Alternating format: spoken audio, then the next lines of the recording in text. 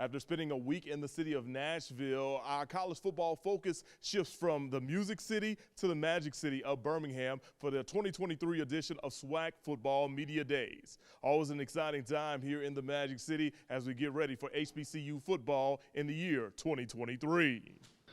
Making another appearance at Media Days for SWAC football was Alabama A&M head coach Connell Maynor. Coach Maynor enters his sixth season as the head man of the Bulldogs, and this season he's optimistic that his team can bounce back from their first losing season under him. We just ready to get going. We didn't have the year we want to have last year, so we're probably gonna have some doubters this year, and that's okay. You got to prove somebody right or prove them wrong. Joining Coach Maynor today were running back Donovan Eaglin and defensive lineman Zarion Hayes. Both young men earning all SWAC honors last season. They were shoo-ins on the preseason all-conference team this morning when it was announced by Tiffany Green and Jay Walker. Both guys are ready to get their team back to their winning ways. That Alabama A&M, of course, they're used to winning, and that being my first year here and us not having a winning record, it was a bitter taste. But I feel like it also made us hungry this season for us to be the underdogs and people not to believe in us. So I feel like we're really hungry this year. The games we lost, I really try to suck that in, and really for this year, we're just gonna come out there and bang every team like it's our last team. That's what we're gonna do. We're just gonna be locked in, focused, just do what we do, and just have fun on the field and just execute. In the preseason SWAC poll, the coaches and sports information directors of the league have Alabama A&M ranked 4th in the SWAC East Division. Florida A&M, a team that Alabama A&M will face in the early portion of November, is the favorite to take the East. Ranked above the Bulldogs are their arch rival Alabama State. Former Hornet Eddie Robinson Jr. entering his second season in the Gump. Year one yielding a 6-win campaign and a third-place finish in the East Division. Coach Robinson explained to us why year 2 on the job will be better than year 1.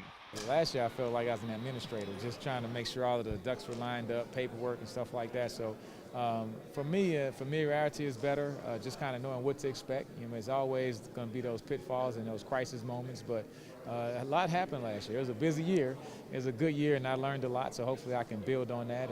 One of the big wins for Alabama State in 2022 coming right here in Birmingham. In the waning moments of the Magic City Classic, Coach Robinson and the Hornets squeaking out a 24-17 victory over Alabama A&M, which was Coach Connell Maynor's first loss in the Magic City Classic. Coach Robinson and Maynor spoke to us about that game and why it was important to extend the rights at Legion Field for a few more seasons. Legion Field has been great for us and Alabama State and the Classic just because of all the tailgating and everything that goes on all week long. First of all, it's the Magic City Classic, so it has to be in the Magic City. So that's a no-brainer. And then I think just playing at Legion Field, just with the community involvement.